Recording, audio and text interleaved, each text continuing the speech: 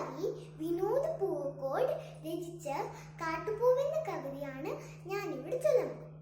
ചിതറിത്തെറിക്കുന്ന ചിന്തകളിലെപ്പോഴും നിന്റെ ഈ പുഞ്ചിരി ഒന്നു മാത്രം.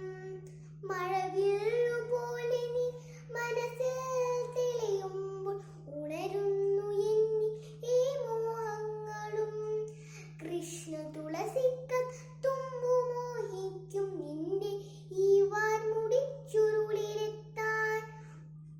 പൂജയ്ക്കെടുക്കാത്ത പൂവായ ഞാനും മോഹിച്ചിരുന്നു നിൻ അരികിലെത്താൻ.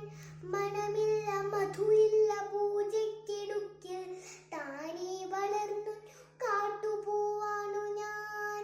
വിടരും മുൻപേ പൊഴിയുന്ന ഇതളുൾ പൂജയ്ക്കെടുക്കാത്ത കാട്ടുപൂവാണു ഞാൻ.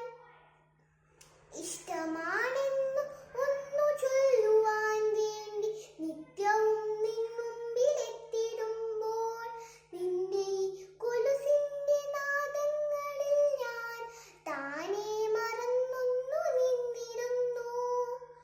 ഒന്നും പറയാതെ അറിയാതെ പോയിടുന്നു.